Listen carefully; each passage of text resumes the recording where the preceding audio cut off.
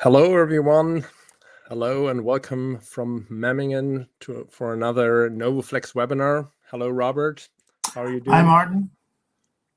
Hi, Matt. To everyone, let us know where you're tuning in from in the chat box. We would love to know. The chat box is to the right, and as usual, if you have questions for Robert throughout tonight's webinar, please put them in the Q&A box. We'll try to answer them if possible throughout the webinar, or we'll collect them and hand them over to Robert right after he finishes tonight's presentation. So I'd say I'm really happy to introduce tonight's guest, Robert Thompson, someone who truly lives and breathes macro and nature photography. And those of you who've been following our webinar series for a while will already know Robert. He's been a regular and much appreciated guest, always sharing deep knowledge and passion for the natural world. And if you've seen his work, you know that he combines both technical mastery with a genuine curiosity and a great respect for nature. Robert has been using NOVOFLEX gear for many years out in the field, and often under conditions where precision and reliability really matter. So Robert, it's a pleasure to have you with us again. Welcome. Thank you very much, Martin. It's always a pleasure to come and speak on behalf of NOVOFLEX and share some of my experience with their fabulous equipment. Okay, so I think, should we jump right into it? Sure, yeah. Okay, then let's go over to your presentation. So, hi everybody, and thank you very much indeed for attending. So what I'm going to talk tonight about is my experience with using the CASTEL-M and the CASTEL-Micro. As a natural history photographer, over the years I've had to cover many different disciplines, from shooting out of helicopters till working down in caves, but macro has always been one of those specialized disciplines that I have a great passion for. Having a natural history background again, particularly sort of looking at insects and flora and fauna, I've always been intrigued with it. So I could say that probably a decade ago, shooting macro over 1x in the field was not an easy procedure. It was challenging. We often had to use many different accessories, and sometimes the outcome just wasn't what we expected. For me, when I first laid eyes on a CASTEL-M, I was truly captivated and intrigued by the innovation that was in that reel. And it really is, in many ways, very, very similar in its construction to the electronic version, which is the CASTEL-Micro. I can say that over the years, I've used many different accessories, and like many photographers, I have had multiple tripods. I never really found one tripod that could meet all of my needs. You know, whether I'd be shooting landscapes or whether I'd be shooting close-ups, I always had to have a multitude of different tripods among other accessories. But when I went to the NOVOFLEX system, it was a game changer for me. And I'm talking as a photographer. I'm not an ambassador for any company, and I'm not an ambassador for NOVOFLEX. But what I do admire about the company is their innovation and their cleverness in looking at situations where they can make equipment that can improve the experience for photographers. And that, to me, was a turning point. And since I've moved to the NOVOFLEX system, I have never, ever regretted that decision. And slowly but surely, I have built up over quite a long period of time all the various bits and pieces that I need for the types of work that I do. And the beautiful thing about it is it all integrates seamlessly. And with macro, that is a very, very important feature. And I'll talk a wee bit more about that as we go through. So I've highlighted 5 key principles here in macro: stability, support, seamless integration, reliability, and consistency in your results. Stability is, I suppose, one aspect sometimes that some people overlook. I mean, when they buy a camera, they're very meticulous, but they're not so meticulous when they come to buy a tripod. And if you're going to do a lot of serious macro photography, particularly when you get over the realms of close-up photography to well over 1x, 2x, 3x, stability in your whole setup is absolutely critical. And a tripod should be the next most important thing you should look at after your camera. So having stability is one of the most important things. Support, having your tripod that is capable of supporting a lot of additional equipment if you're going to work above 1x. That's really important. And the higher the magnification, the more sensitive your whole setup can be, even when you touch it to vibration. And the third thing, seamless integration, and that's where the beauty of NOVOFLEX really, shines.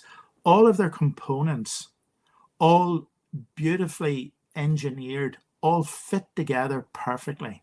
So there is no movement or any chance of anything that may vibrate or anything like that.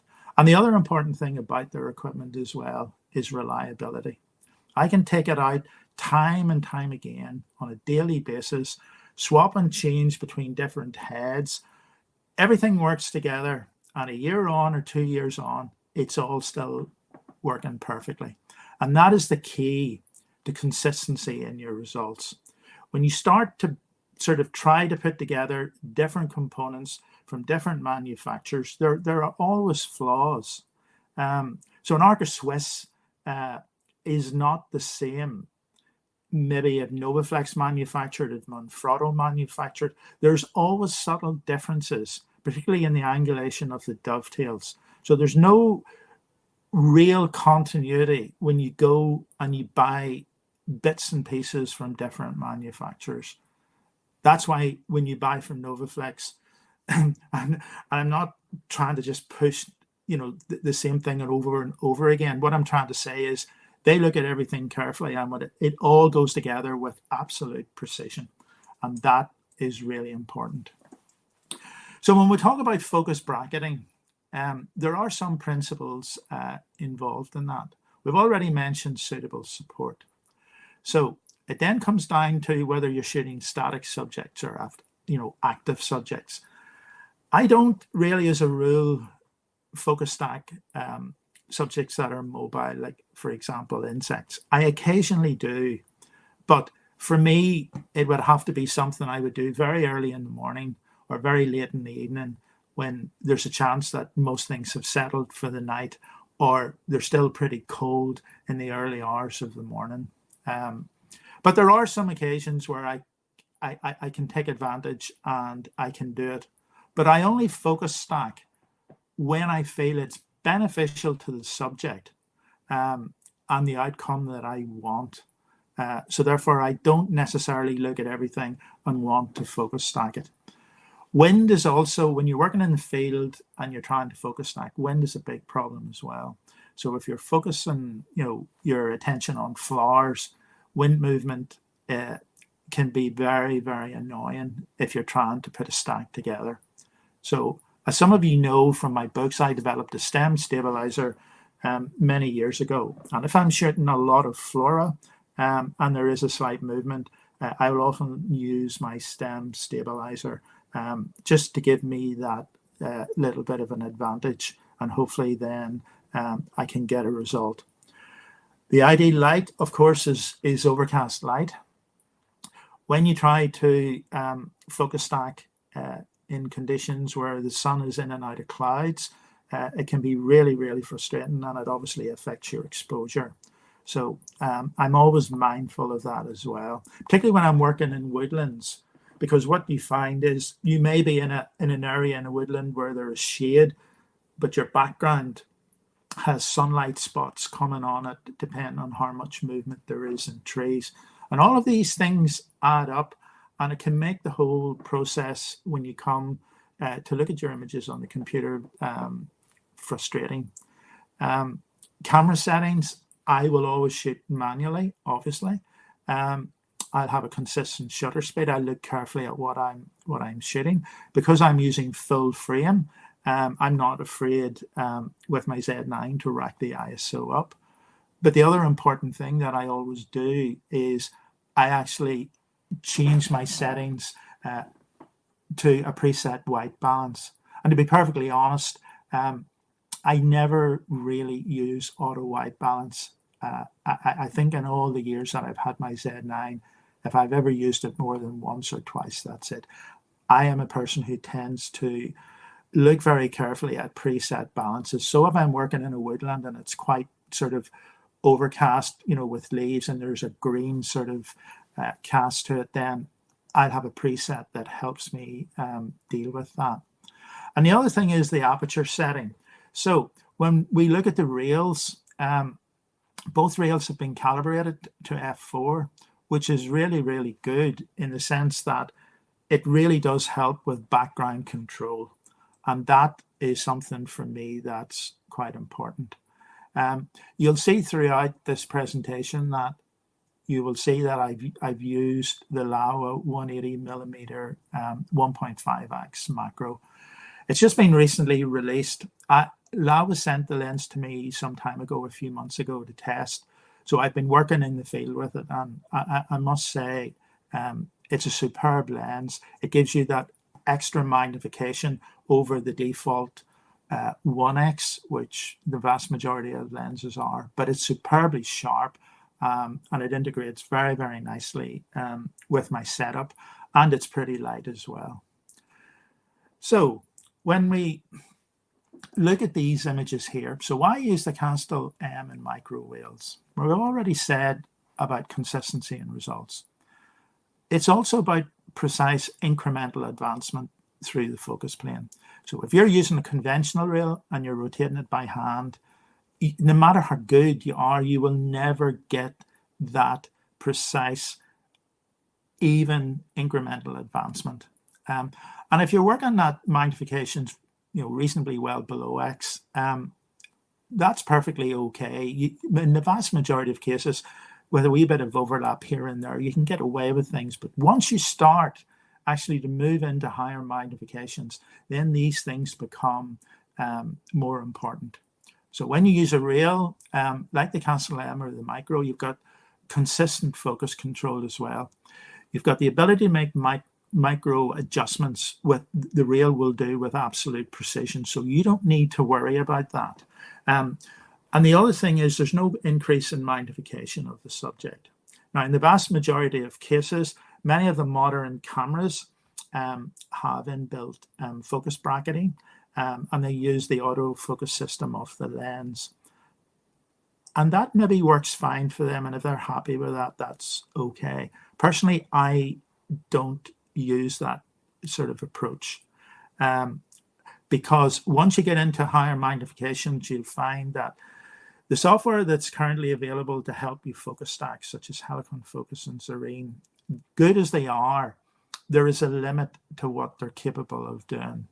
And as the magnifications increase, you'll find that, first of all, the vast majority of lenses are 1x. So then it becomes a problem. You cannot use manual lenses because it relies on the autofocus mechanism. So this is another reason why it's so important to learn and shoot from a reel. And this is what I do. So we're going to look at the CASTEL-M first and some examples of how I use it. But when you look at both reels here, you can see that they're not dissimilar in many ways. NOVOFLEX have looked at it carefully, and the design is quite similar. So the electronic reel obviously is capable of 50x, which, believe it or not, there are some specialist photographers out there who use that at very, very high magnifications with microscope objectives, and they get some absolutely superb results. That's a whole different level of stability, and the vast majority of all of that type of work has to be done in a studio. So the manual version, the CASTEL-M, I think was innovatively a serious breakthrough with reel design.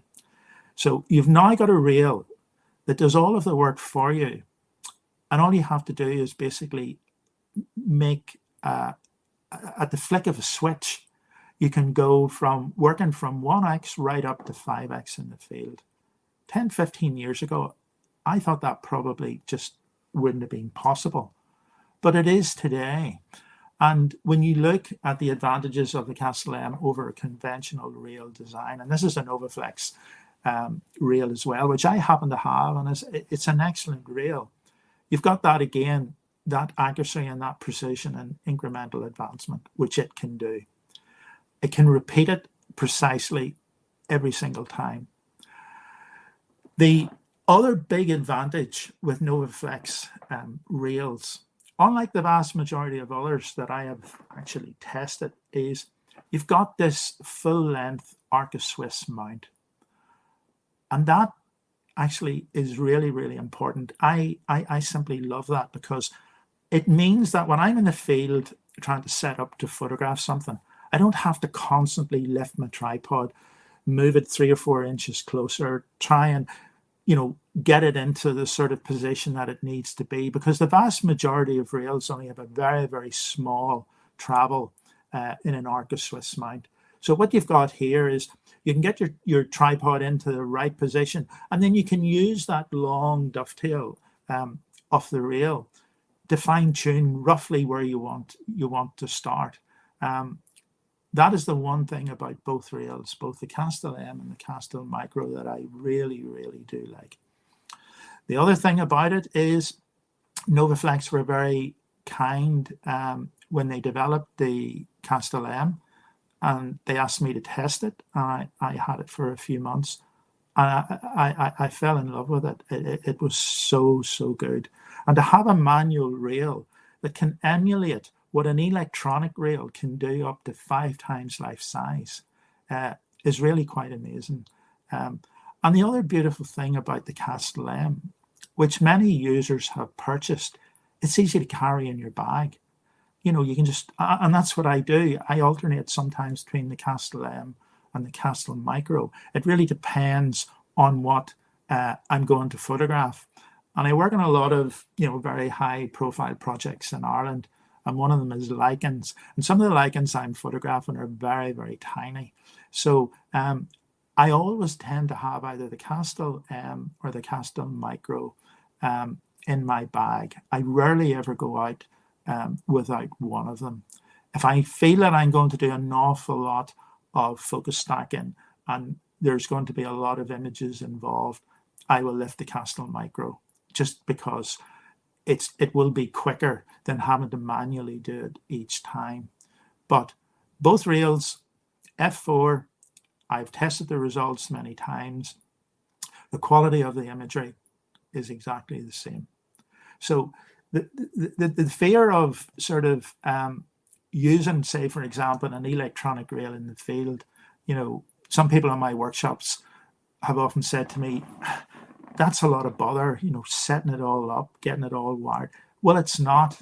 And as we go through the webinar and I get to the section which deals with the CASTEL-Micro, you will see, in terms of electronic reel design, it's quick, it's simple, it's weatherproof, and you don't need to worry about a whole series of complex sort of, you know, things that you have to do before you can even get to photograph it. So this is typically what I would use the reel at times for. I've already said I don't favor focus ring rotation, but what I often find is when you use a reel, you're obviously going through the focus sections of the subject. You're not changing the magnification, and I find that not only does it resolve amazing detail, if you look at the moss, and moss is one of those things that quite often you see artifacts in because the focus is not quite right if you're doing it manually by hand. the backgrounds are very, very important. And I find using the rail that I can go deeper into stacks and sometimes bring more of the background in than I could, for example, if I was using focus ring rotation. So this is a fly agaric. You can see the typical setup here that I've used to photograph it. And of course, supported on my Pro 7.5. And I should say, not in this webinar, but in January, I am going to talk about the NOVOFLEX system in general. And I'll be covering a lot more natural history subjects from birds as well. My whole system is built around the NOVOFLEX system, and that is what I use now. And as I've said before, I have absolutely no regret. I would find it difficult to go back to using a dolly mixture approach of various components from different manufacturers. So a couple of technical things here. This is just a breakdown of the CASTEL-M. And you can see in the top left-hand corner the incremental select lever. So if you're working at 1x, you know, with a 1x macro lens, you simply set it there. If I was working, for example, with the Laowa 2.5 to 5x, because it's 2.5, I would set it to 3x. If you're working at a 4x magnification, switch it to that. And in that already has altered and made the calculation of the stepping distance that needs, you know, in order to ensure that you will get a very, very good set of images to focus stack. And all you basically are doing is just rotating the wheel through each click stop. It can't be any simpler than that. You've also got the Q mount on top, and you can actually reverse, you can alter that as well, just with an Allen key, depending on whether you use an L bracket on your camera. That there's rotatable, so you can change the position of that as well. There's a stop screw at the end there. You can see that ensures that, you know, the mount does not come off, obviously, the end of the reel. So basically, you know, that's the heart of it. You can also, if you look in the bottom right hand side, so if you've got your CASTEL-M on your tripod and you feel you just need to move it just a little bit more, you can also move the sliding block independently. So you can see there that there's a blue lever, and you switch that to the right, then that allows you to move the block as well. And when you look just a wee bit more in detail, you can see then the various numbers and where you have to set the lever. So this is just a wee bit of technical information. Martin will correct me if I'm wrong. So a complete rotation of the wheel is 0.8 millimeters, okay? So the engraved division marks on the wheel are set at 0.01 millimeter. So it's not something that, you know, you need to be overly aware of, because at the end of the day, it's what you do in practice. But you can see that through each magnification, everything is being calibrated at f4. So if you look at the incremental settings, as you can see in the chart here, as you go up to different magnifications, the steps or the revolutions change naturally, because you're obviously going to need more revolutions as you get to higher magnifications. And obviously the depth of field, as you can see in the far column, it also changes as well, as does the incremental value. So here's an example here, Hylophora cecropia. It's a caterpillar of a moth. But what I often find and see sometimes is when you've got caterpillars that have got a lot of spikes, or that thorny appearance, you quite often see in focus stacking and the software where you will get a lot of artifacts around them, or that just aren't always completely sharp. Now, a situation like this, I'm totally relying on the caterpillar, and it's in a resting phase, staying reasonably still while I can work my way through it.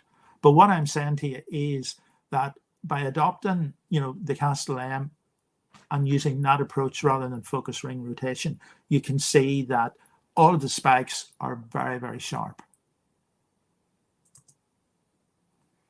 So for me, the advantages of the CASTEL-M, the innovative design, obviously, it's unique. There's no other focusing reel that I'm aware of that remotely comes anywhere near the innovation of this reel. All the calculations are made for you in the reel.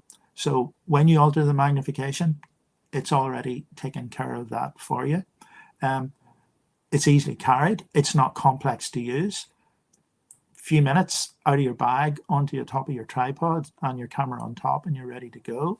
And the other, this is one of the things that I like about NOVOFLEX is when they design something, they look at all of their products and they ensure that the integration in whatever they're developing all works seamlessly with everything else that they've developed.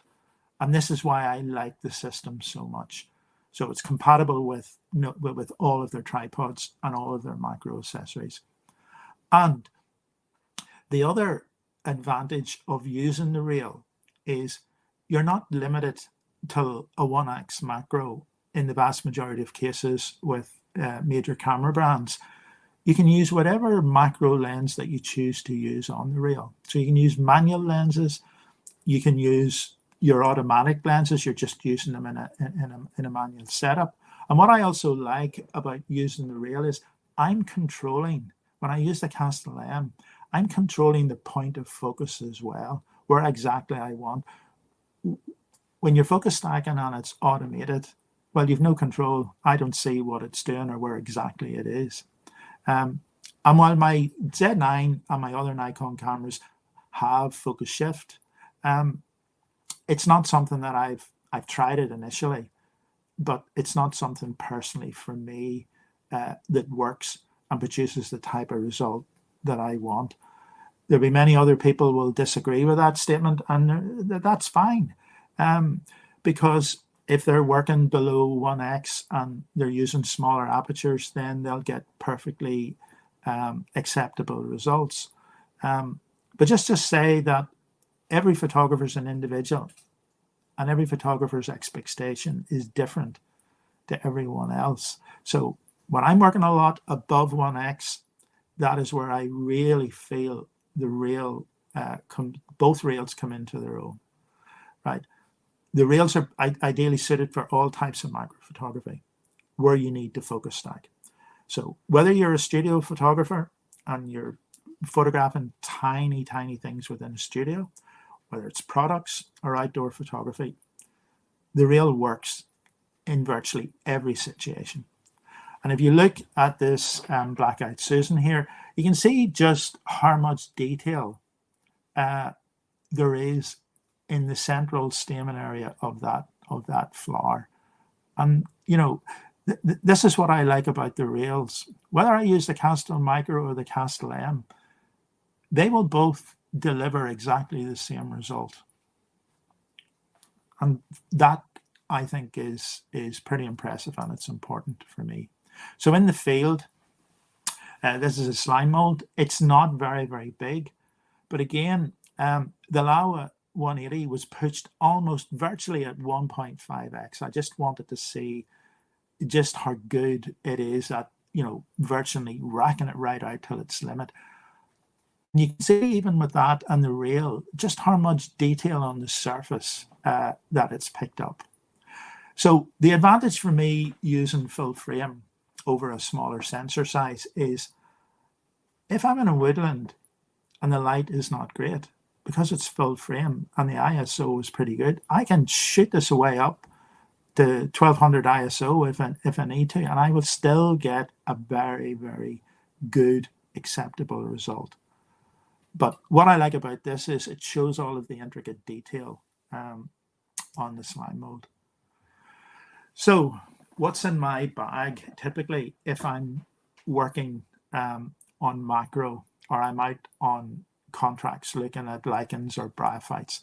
This is what I typically will carry. I sometimes make alterations to this. So this is just an average of what I would have. So now that I have the 180, it's a fabulous lens and it's taken precedence now, even over my Laowa 90mm 2x. I still take it out sometimes, but I'm so impressed with the 180. I like that additional bit of compression, and I like the slightly better increased working condition. So it gives me the opportunity, if I need to shoot just above 1x, I've got that facility. The groundbreaking 25 mil 2.5 to 5x, the macro world, really, that was a game changer. And here came a lens that, for the first time, when it first was released, I had it right away. I now had that ability to be able to go to 5x in the field. And like I said, a decade ago, it would have been challenging to do that. And you would have had a lot of failures and very few sort of successes. The 15 mil is an absolute fabulous macro. There is no other macro like it in the world. I have their older version, and I got to test the new version, which is only at half-life size, but there is a dramatic improvement. A lot of people use it, but I see a lot of people who perhaps are maybe not using it in the best way that it can be used. And it's not a lens, I think, for the novice. The wide angle macro, you need to think carefully in the situations that best suit it. And in January, I will show examples of where this type of lens really excels. So I will either carry the CASTEL-M or the CASTEL-Micro. One or the other will always be in my bag. The tripod, I fell in love with the Pro 7.5 when I got it. And for me, it is the one tripod, I have to say this, all my other tripods are totally redundant now. Would never even consider using them. And some of them are pretty expensive brands. But what I can do with this tripod, there's no other tripod out there currently at the minute that can match what this tripod can do. I can switch legs. I can put other different types of legs, mini legs, large legs. I can swap it even from, the legs from other TRIOPOD tripods within the NOVOFLEX system. I can turn it, the opposite way around within seconds so that I can put a camera virtually on the ground. Just bear in mind that a tripod that goes to the ground in macro, the time you have a head on it and you put your camera on it, you're not at ground level. You're still looking down on it. I can flick the legs in reverse on this in 10 or 15 seconds, and I can have that camera and that lens right down at grass level. And sometimes that is a game changer, especially when backgrounds are a bit messy. When you invert the tripod in the opposite direction, you get a cleaner background behind it. And I'll talk more about that in January. The only other thing I do, apart from sort of some of the average accessories that you would normally carry, I use the Nikon wireless remote, and that with the Z9 works beautifully. So if I'm using a CASTEL-M, that's how I control it. So you can see here that this would be my typical setup in the field.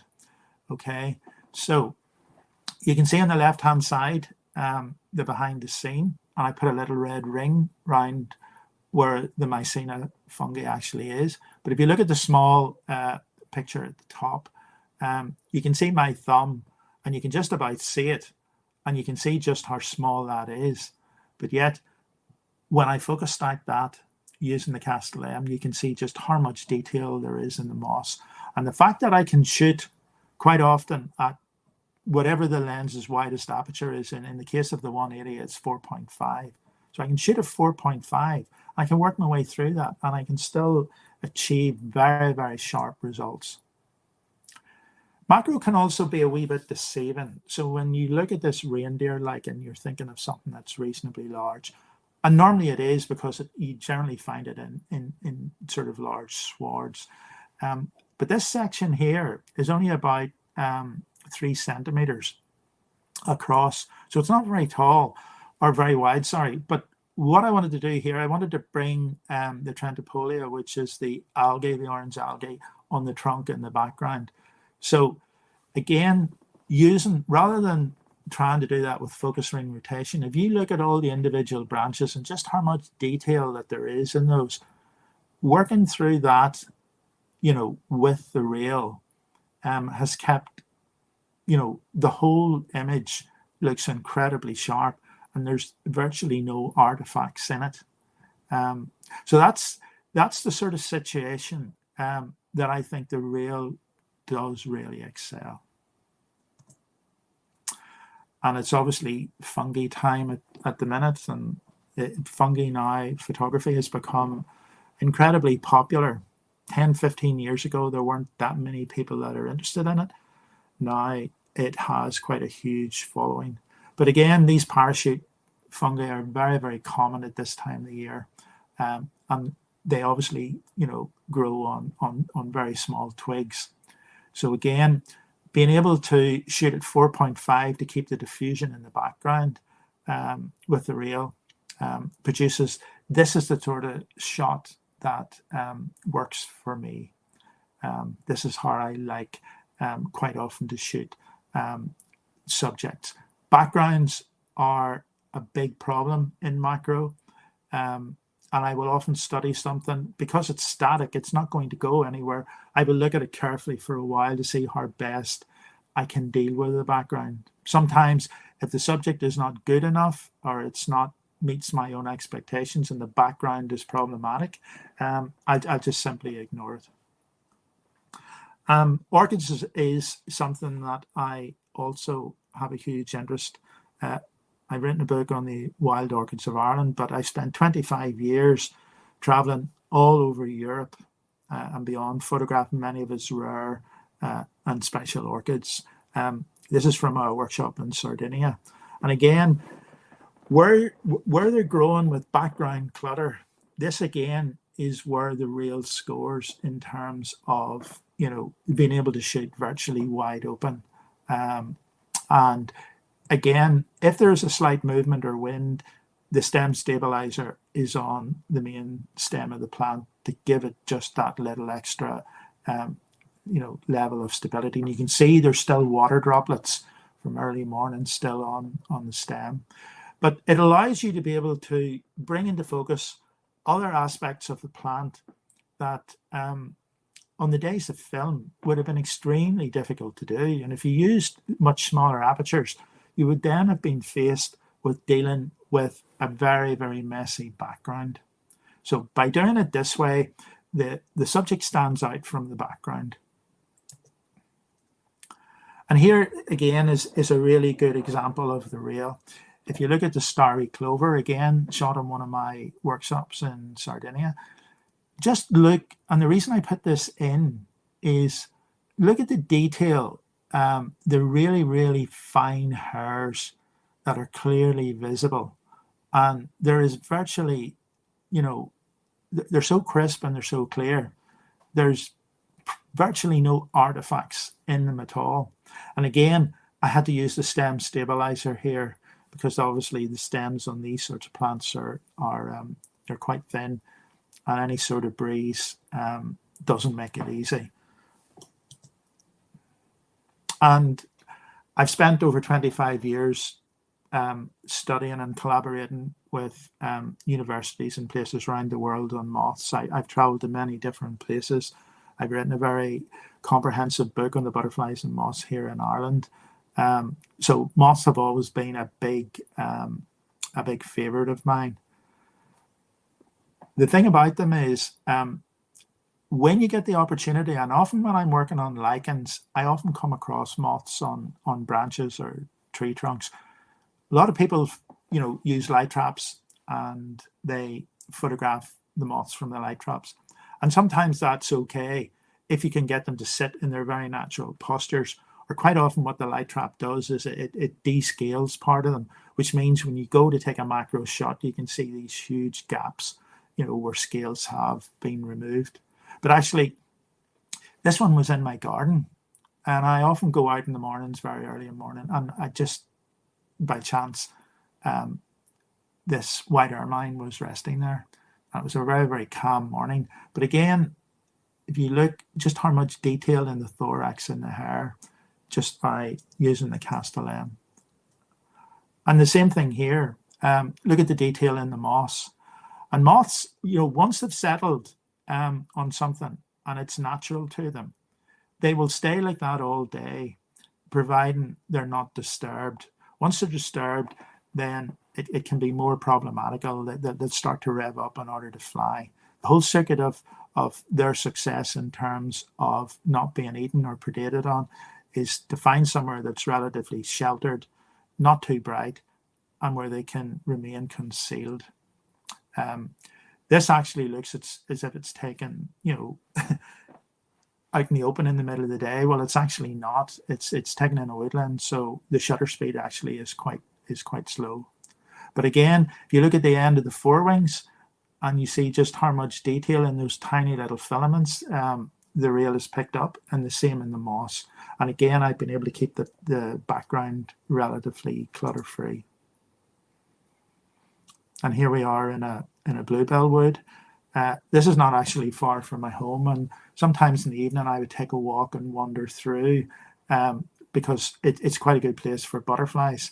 And here you've got this orange tip butterfly that is settled for the evening, and I am able to go up, as long as I don't disturb things around it too much. I'm able to go up, place my tripod, position my CASTEL-M, and focus stack it, at a higher magnification, so that I can show all of the detail in the eye and the hair filaments and things around it.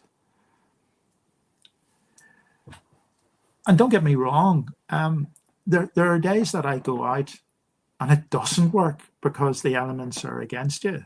But that's part of the challenge. I mean, if everything we did in the photographic world was so easy, then there wouldn't be the same challenge. So when I get something I'm really, really happy with, it's worth the effort. Sometimes I go back time and again when I have time in between other things, if I've got an idea in my head that I want to pursue.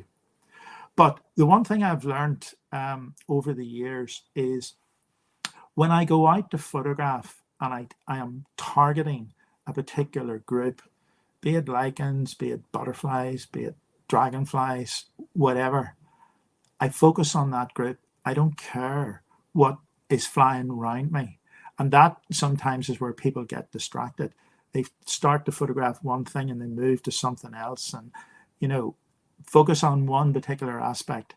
And the other thing is, I have very, very strict sort of criteria.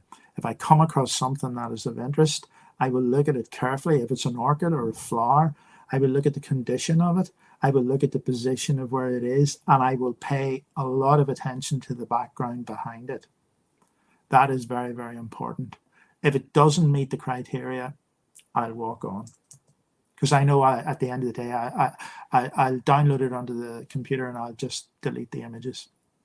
And here again is a very good example, very early in the morning. This is a pale tussock caterpillar. And I found it by accident because this was a fallen trunk, and I was actually looking at some of the lichens. It was quite early in the morning, and there'd been rain and obviously overnight, and there was dew. And as long as I didn't touch the larvae, it was quite happy. It was still cool in the morning just to sit virtually motionless. And I was able to go in there and make a stack on it. That's the sort of shot you wouldn't get too often. If you touch the caterpillar, chances are the whole opportunity's gone. It starts to move. So the secret of photographing caterpillars is, when you find them, is don't touch them. And like I said, I do a lot of work on lichens. Again, this is a deceptive image because it looks as if it's quite large, but actually it's not. It is pretty small, probably about no more than a centimeter. But the beauty about, sort of using a rail in this type of work that I do is, what you can't see is part of the lichen is on the edge and it curves round the rock surface. But being able to use the focus stack technique here and a pretty higher magnification, I've been able to focus stack right the whole way through that and hold the rest of the background in focus as well. So that is an almost perfect example of flavescence, probably one of the nicest examples I've ever photographed. And then going in, much closer, we're now, if you look now, we're now, using the Laowa 2.5 to 5x. So I'm probably up at around 3.5 here. So this is the small eye spot on the Spanish moon moth, Griselda isabella. It's now called Ictius isabella. So you can see when you get into that level, just all the individual scales and how they come together to make up that pattern. This is where I think the rails really excel with manual macros. You're able to produce shots like this that 10, 15 years ago would have been extremely challenging to do. Now you can do them routinely. And the same here. I mean, this oak bracket fungus is quite large, but most of it had gone over. So photographically, it wasn't that interesting. But what was more interesting was just focusing on a tiny, tiny sort of 1 centimeter area of it and showing how it weeps. And that made it very, very interesting, sort of abstract. And I like these types of pictures. I always look, for something just a wee bit beyond the average picture. And you can see here, we now are using again the Laowa, the 2.5 to 5x. And if you look down here, you can see these dewdrop bonnets. There's a pair together. You can just about see them. And they're only a few millimeters, sort of each across. But if you look at the magnification on the lens, you'll see it's set at 4.1. Using the rail, you can't see with the naked eye all the dewdrops and things around it. They're just too tiny. But when you go in and you go to that level of magnification, it reveals a totally different image. That's one of my favorite images of these fungi. I've photographed them many times, but it just goes to show you, when you get into the true world of sort of macro photography and away from sort of the conventional close-up photography, where the word macro is often misused, because macro doesn't strictly start until life size and above, but it's a term that camera brands and everybody uses, and it's a term that's just stuck, all of these years. But when you get into the really sort of close-up world of tiny organisms and things like that, it reveals a beauty that you just can't see with the naked eye. It's the same with these slime molds. You're talking about something here 2.5 mil, in size. So you're right up again at 5x. And you can see, the detail. That's why I think slime molds now have become so popular. So we move on to the Castel-Micro. You can see not a huge difference. The large area at the back, obviously, is where the motor's held. But here's an example. And this is really innovation in an electronic rail. I can use this in the field so quickly and so easily. Take a look at the picture on the left. You can see just these frosty bonnets. There is my thumb. You can see my nail through the nitrile gloves. Just how tiny these fungi are. And they are generally, by nature. And then you see me using a slightly different system. There's a NOVOFLEX flat field macro on my Balpro 1 bellows. I love flat field macros. They are the best lenses to focus stack, without a doubt. Remember, every other macro lens is a curved field.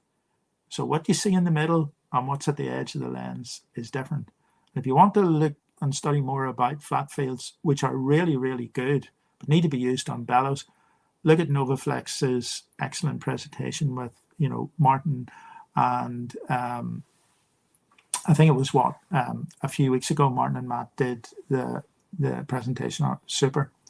And this is a setup that I like to use, and I use it quite frequently, only on static subjects, of course, but the results I get from it are really, really good. Also, I use different NOVOFLEX tripod heads, and you'll see here that I'm using Most of the other pictures, I'm using the COF, the geared head. This is the Magic Ball, which is a fantastic head. Just one lock, and the whole thing is stable. So I'll switch and alternate between heads depending on what I'm doing. So a little breakdown on the Micro. There really isn't much to it. You've got the control box. It actually uses Canon batteries, and you've got the connecting cable, which goes from the CASTEL-Micro itself at the back of the stepping motor into your camera. And then you've got a universal Ethernet cable, which is quite clever, because if anything ever happens to the cable, you can use a standard Ethernet cable, and that communicates the box to the electronic rail. So you see, it's not dissimilar in some ways. There is a sensor button, and that's important, because that is the button that calibrates the rail before you start the sequence each time. So when you switch the box on, and people have this perception that using an electronic rail is complex. Not this one.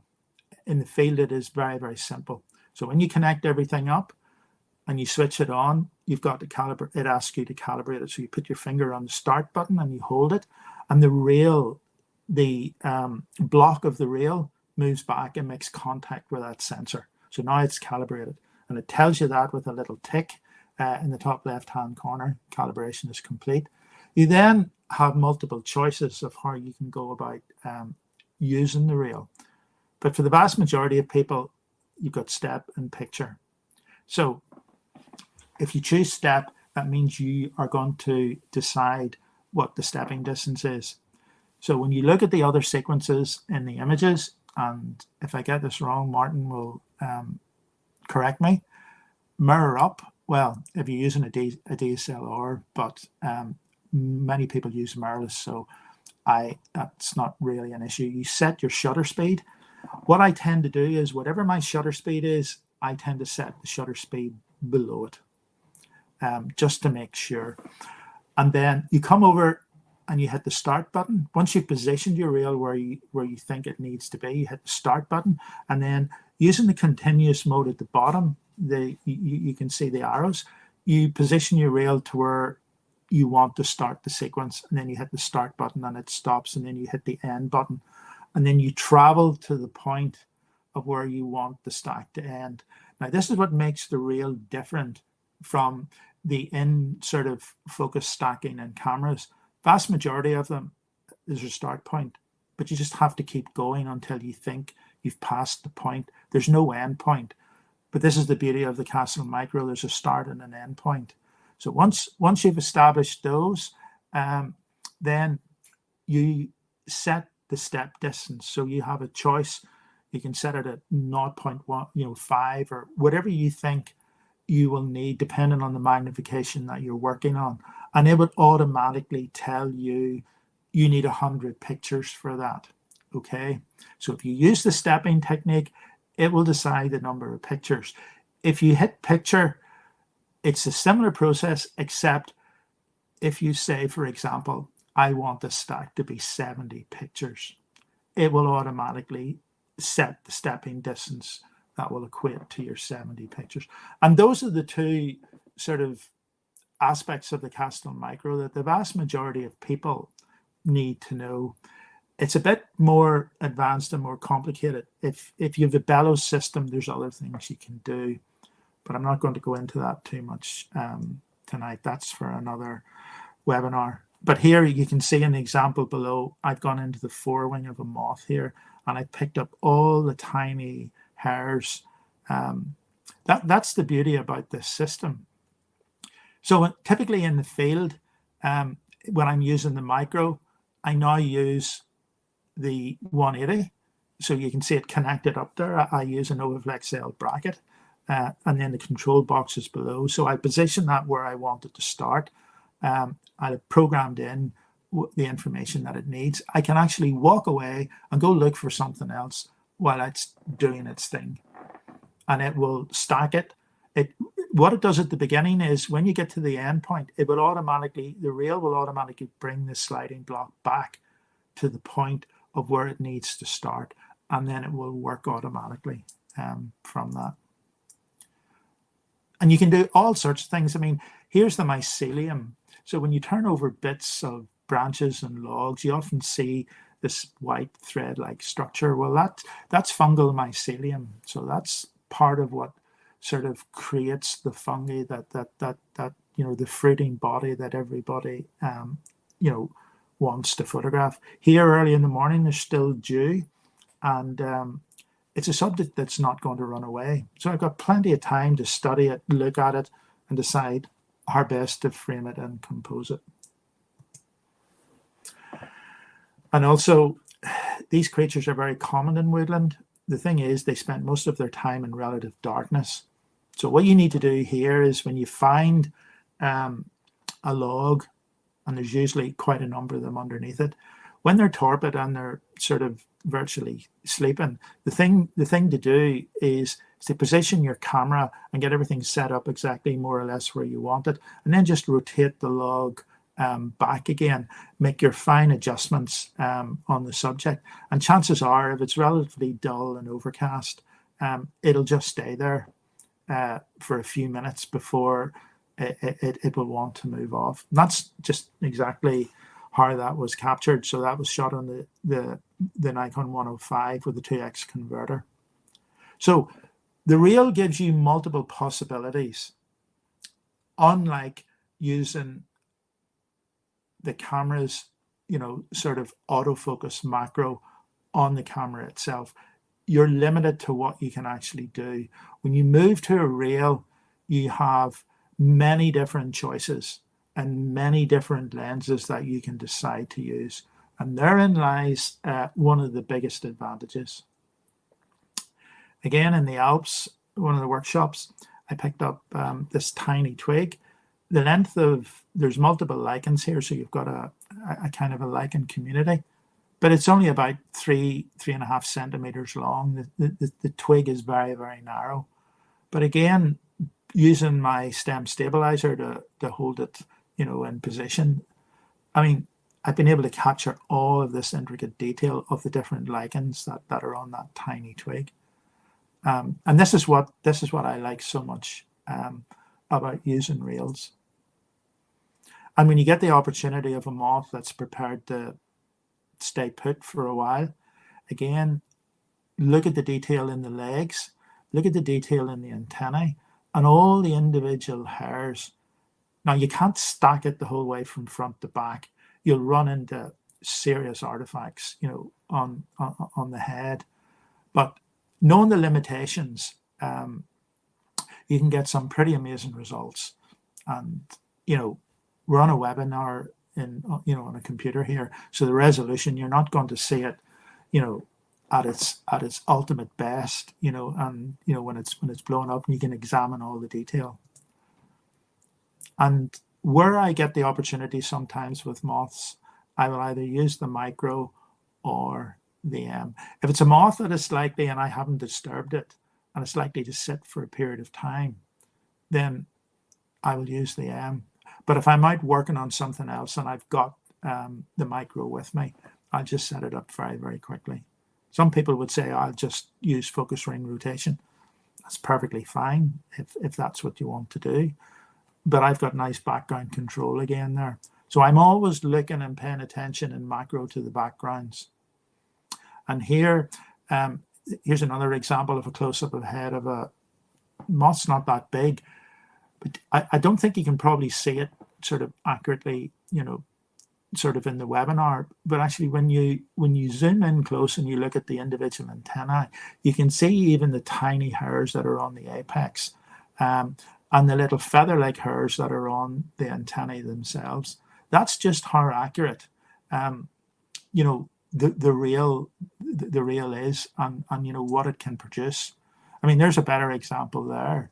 Right in close, high magnification. See the tiny hairs that are connected on the end of the filaments on the antennae. This is just astonishing detail. 15 years ago, I would have done anything to be able to do that. When I look at some of the moths from around the world that I've done, and I hadn't that technology that was available to me. It's just brilliant that I can go out into the field now, shoot to 5x if I need to, and in the easiest and in the most simplest of ways to achieve it. That's what I like about the reels. We're back to the flat field macro here again. And because those lenses are really superior when it comes to focus stacking, I wanted a deep stack here. So you can see moss is one of those things that quite often shows the shortcomings of focus stacking. But using the flat field NOVOFLEX, which by the way, I should point out, NOVOFLEX no longer market or sell this lens, but you can pick it up on eBay just in case you want to contact them. So I better say that. So if you look at the moss itself and look at the detail, and if you look at the angle that I've chosen here, these Scarlet Elf cups aren't that big, but I've been able to hold focus right beyond them, and it's virtually artifact free. And I'm using the NOVOFLEX COF here. And the beauty about using a geared head when you're, focus stacking, particularly when you get over life size, is the precision. Photographers sometimes sort of say to me, some of them on my workshops, when I put a macro lens on and I'm sort of trying to get maybe right at 1x or trying to get above it, there's always a bit of creep on the head, and you're trying to overcompensate when you're actually framing the subject because it'll drop ever so slightly. That's not an uncommon problem.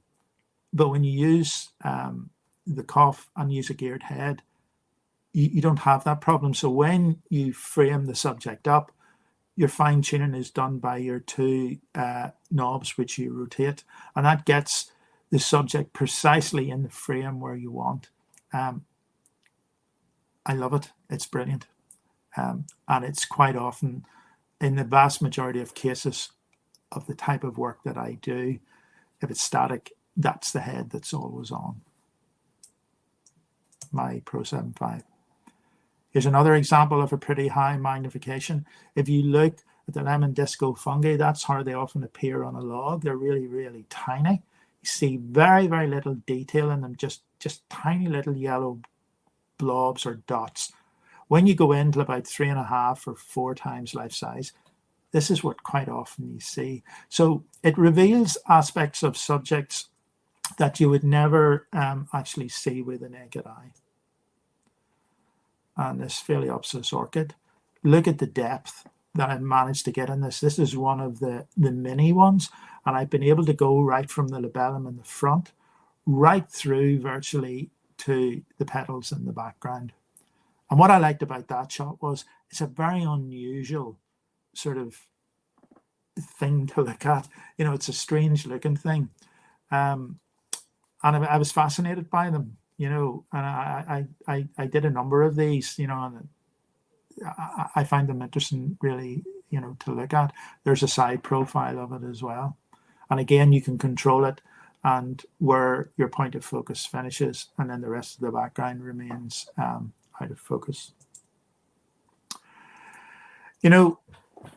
Slime molds are a big thing these days in the photographic world of macro. There are several photographers out there who do nothing but photograph slime molds.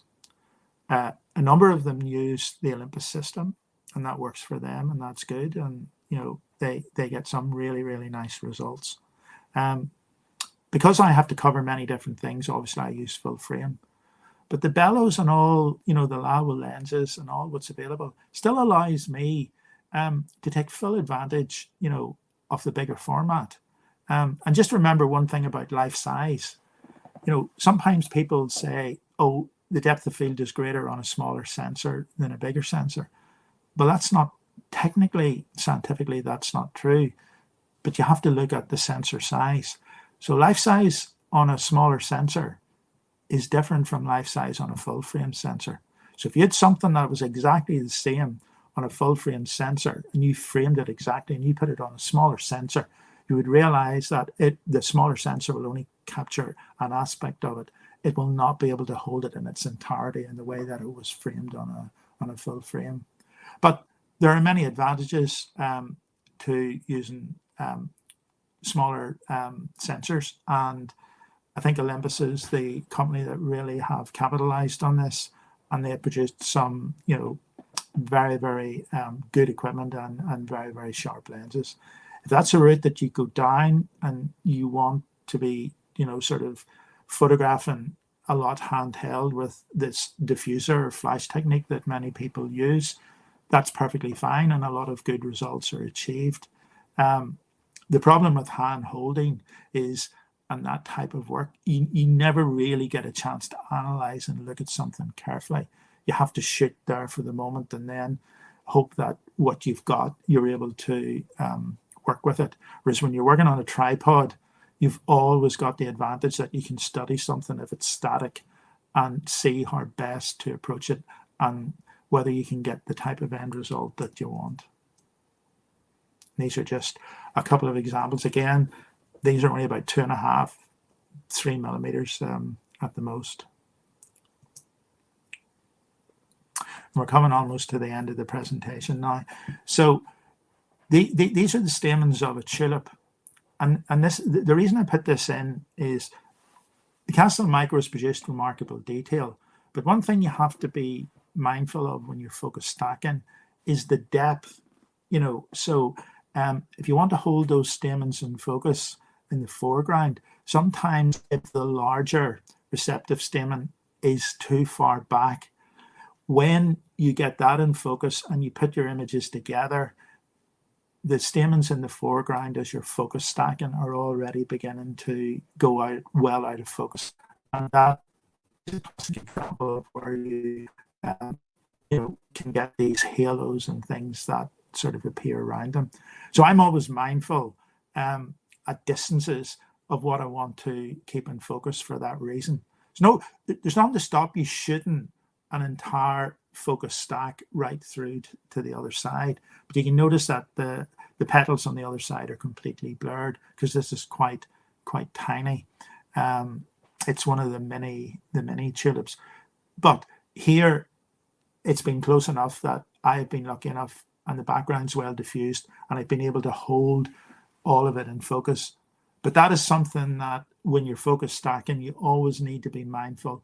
Always look carefully at the backgrounds, how much realistically you think you can hold in focus.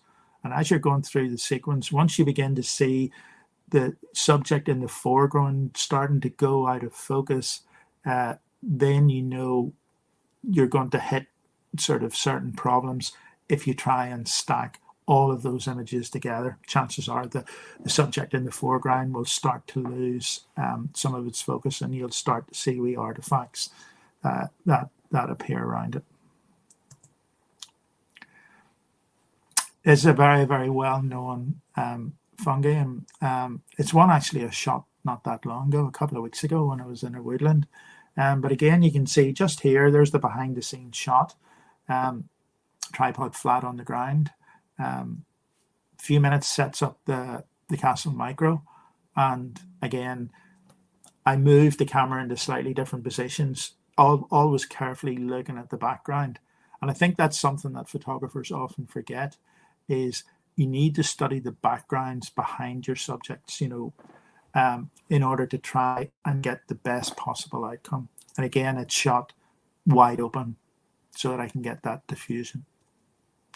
And just to end with, you can see here's another example, a tiny mycena growing out of this acorn in a woodland here on a branch. And you can see my thumb, again, giving you some idea of the scale of it. And the micro, and you see the red circle, that's where it actually is. And the micro set up there to record it. And again, I've been able to achieve that nicely diffused background, making the subject stand out. So I hope that's given you a little insight into how I personally use both rails. They're such an integral part of what I do now. I can't imagine working without them. So thank you very much, everybody, for attending, and I hope this was beneficial to you. Well, thanks, Robert, for another outstanding presentation. It was amazing. People were stunned by your images. You could see there was a lot of hearts going over the screen. I wasn't aware. I wasn't aware of that. But if it helps people, I mean, at the end of the day, the more people understand about their equipment, that will improve the results. I mean, we all don't get perfect images every time. I mean, I don't either. So obviously, when photographers have a presentation, they're showing some of the best, examples, but we also get failure rates as well. So we had a few questions coming in throughout the webinar, some of which I've already answered, and glad to hear some it. of which I did not answer. And if you still have the time, I would like to go through those questions with you. So if I can't answer it, I'll refer them to you. Of course. So Michael asked, "Hi Robert, how do you light these subjects in the field, or do you always use natural light?" Well, that's a good question. I will always use natural light where possible. On some occasions, when I'm forced to add additional light because I'm deep in a woodland and the shutter speed's down to 2 or 3 seconds, I will use small LED panels, and I will carry them with me.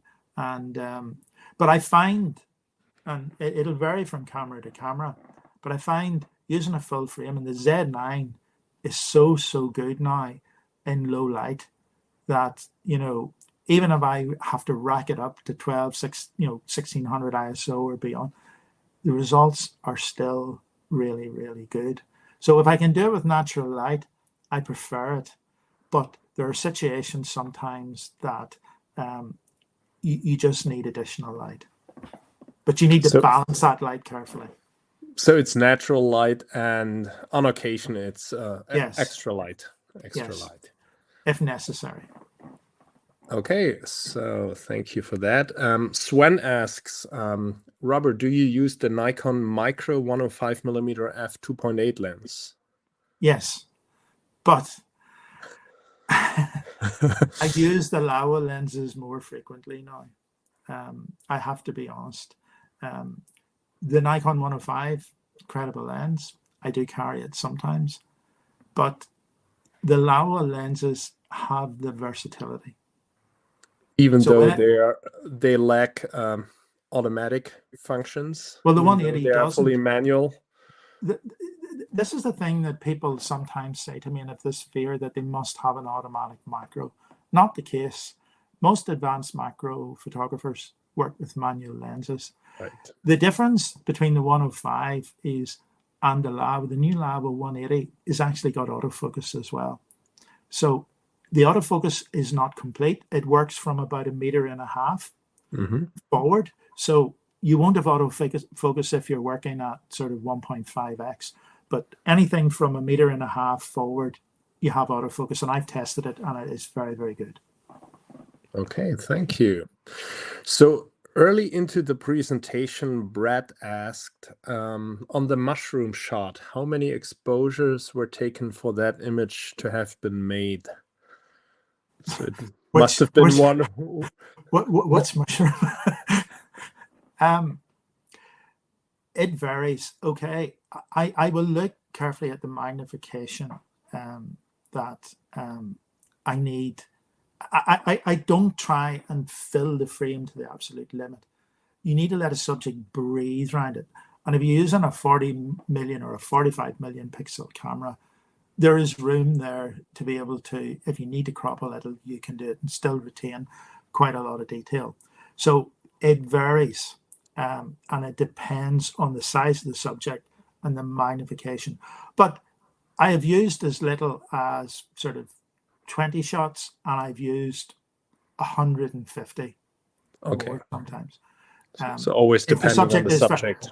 Once you get up into magnifications, like when I was talking about the dewdrop bonnets, they because they are so small and tiny, that would be a typical example of 4x, where you'd be shooting well over 100 images to be absolutely sure you got each one of those dewdrops perfectly sharp. Okay.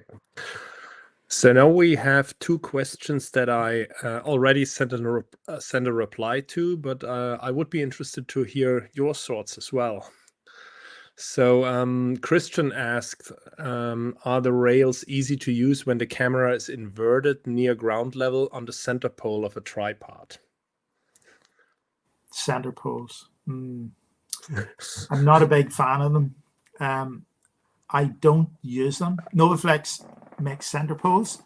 I have them, but I never use them. The Pro 7.5 is their flagship tripod.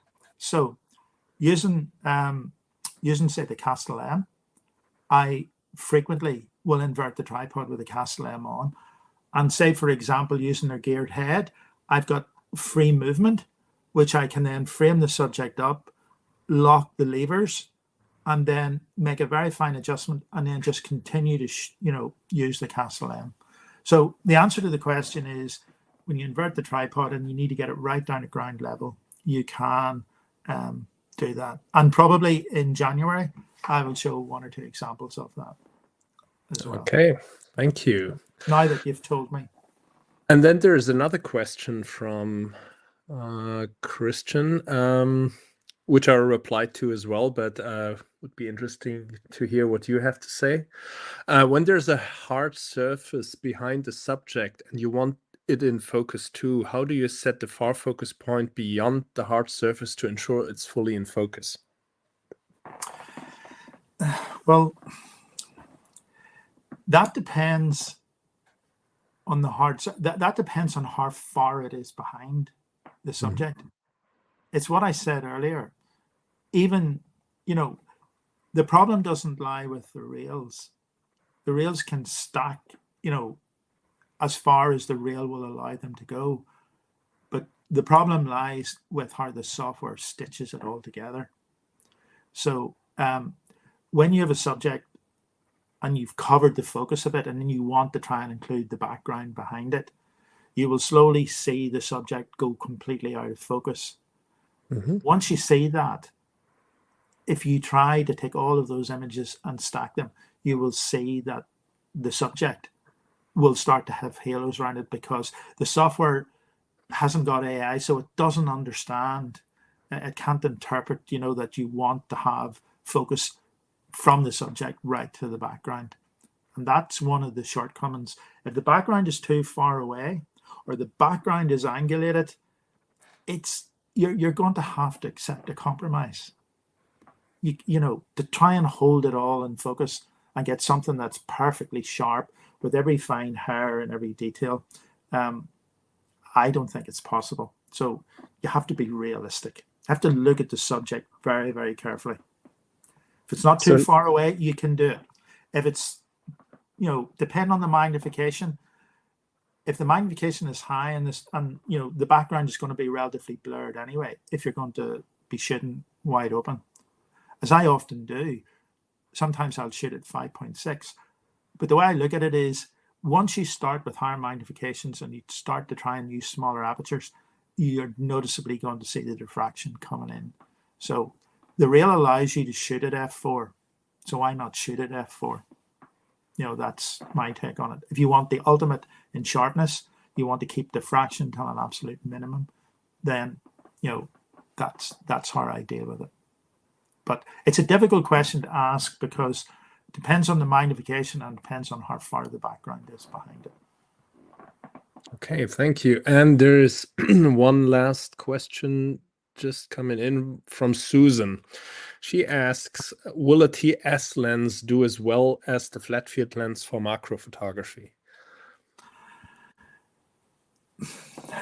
Well, I think my answer. When it comes to a flat field macro, you simply, it is superior. Maybe that's the best way to put it. Because remember, take your curve field macro and put a document down and photograph it and see what it does. But put a flat field macro on it, it'll be sharp from one edge to the other. Earlier macro lenses years ago, a lot of them were flat fields, but most of the modern macros now are not. And that's when you start to go up into much higher magnifications. Remember, the central area of the lens is dealing with the subject differently than the curved aspect at the edge of the lens. So a flat field macro will always have an edge, in my opinion. Probably some people may disagree with that, but I think Matt and Martin would agree, on that front. On the front of the flat field lens, absolutely. Absolutely. Well, I think we've covered all the questions that came in. You made it once again, okay, Robert. Right. Okay.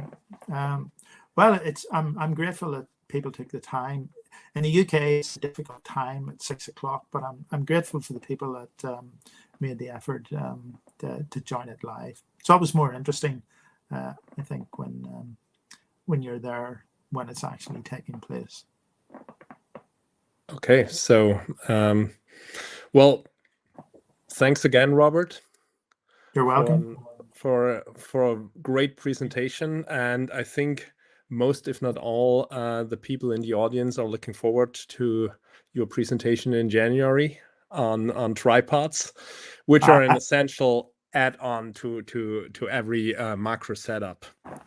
No, absolutely, and I think what in that presentation, as a natural history photographer, it's not going to be just about macro.